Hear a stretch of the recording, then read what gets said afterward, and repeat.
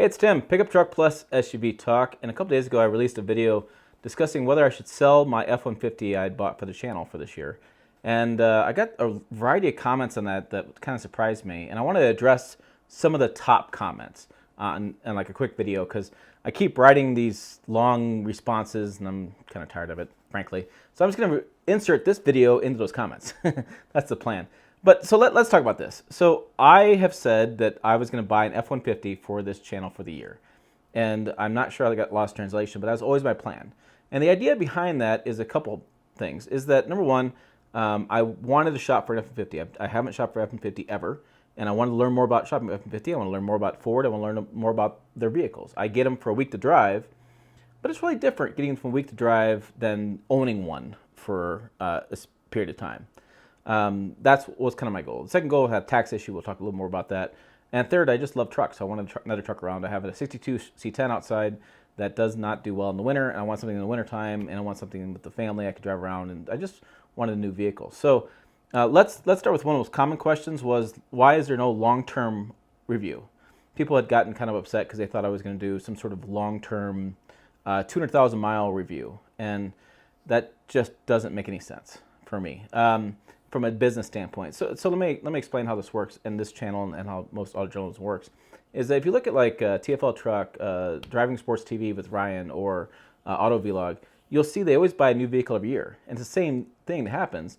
Is it's fresh content, it's a different vehicle, it's tax reasons, but you're always selling and buying something new because you run out as a journalist, you run out of story ideas, and you want to get the newest thing. Like I can't take my 2021 F-150 and hold on to it for 5 years. That just doesn't make any sense.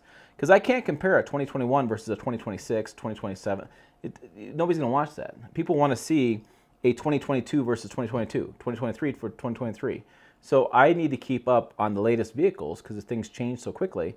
I need to keep up on those things, on what's new. And the other thing that is the issue with long-term ownership is people are like, well, 200,000 miles. Guys, it'd be really hard for me to get 200,000 miles in this truck. It'd be really hard. It'd probably take me 2 decades to get that far. The reason why, this is my office. My bedroom is over there. I work from home. You know, it's snowing out right now today. I think I've driven a half mile back and forth because I had to go run an errand, and that's it. For the entire day, I'm going to drive half mile. The other thing that's going to happen is they get these manufactured press loans from the fleet in Denver. I don't do with dealers. These are manufactured press loans. So here coming up, I have right now a Silverado 3/4 ton.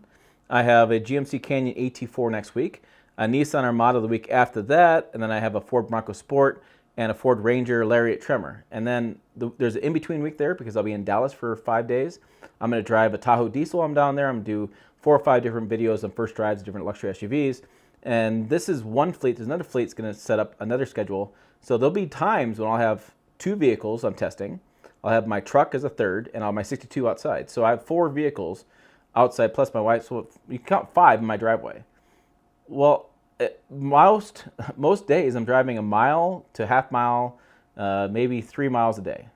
I mean, I legit do mile per gallon drives just to get more miles in these vehicles, just so I can spend more time with them. Because I live in a small town. I don't drive that much. And so there could be times where that F-150 will sit outside for a month, 2 months, just sitting there. Because I don't have a comparison vehicle to do against it, or I don't have a story idea to do against it, or I have 2 other vehicles I'm driving that week. So the idea I'm going to keep this thing and put miles on it for 200,000 miles, it's just impossible. And like I said, from a business standpoint, it doesn't make sense. From a tax standpoint, it doesn't make sense either because each year I need a new write-off. And so yes, I could depreciate the F-150 over a 5-year span, like a lot of people do in business. But for my case, I'm not going to depreciate it full. I'm just going to depreciate it as much as I need to for taxes. And then I'm going to buy something else. And as I keep buying something else and keep replacing it, buying something else, replacing it, you know, will I have to pay some taxes? Sure. But it doesn't matter to me. I'm going to keep pushing off a lot of that tax burden, and I'm going to keep having new, fresh content for you guys. So from from my standpoint, I'm kind of a publisher now. I have a YouTube channel, I have staff, I have a website. You know, I got things a big picture. I need new vehicles all the time, and so that's why I can never keep anything long term. Granted, my 62 I'll keep long term, but I mean, he's a hand-me-down truck from the families. But you know, new trucks, I need to keep going. I need to keep new ideas, new stories, new things going on. You guys want to see more stuff. You know, I may have pissed you off because you're anti-Ford.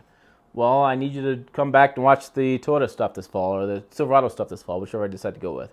I mean, that's what this channel is. I want to do comparisons. I want to new vehicles. I want to drive new vehicles. I want to shop for new vehicles. I want to give you the most information I can so that way you are an informed consumer. At the end of the day, I believe that if you're an informed consumer, you are the best consumer. So that's kind of where that is on long-term reviews and ownership. That's why you don't see them very often. That's why you don't see them TFL Truck. You don't see them from other outlets, because we're constantly cycling through vehicles. We need to get more and more vehicles, and we have so many vehicles to drive. And he's even offering I'm looking at the email about it. He's got a Sierra AT4, a Blazer RS coming. I mean, we have so many vehicles to drive. I can't dedicate that much time to one vehicle. I have a lot to do, and so that's just not going to happen. There was other comments about you need to go off-road with this thing and really go like Moab and rock crawl. Well, the truck I bought isn't a Raptor. It doesn't even have the FX4 package. This is a hybrid. It's meant for fuel economy. So that's why I've done so many fuel economy tests. It's also got the power onboard generator. So that's why I've done some testing with the camper and things. That's why I need to do an overnight test of the camper with AC on, because that's what this truck is. There was questions about, why don't you do a max tow, 13,000 pounds?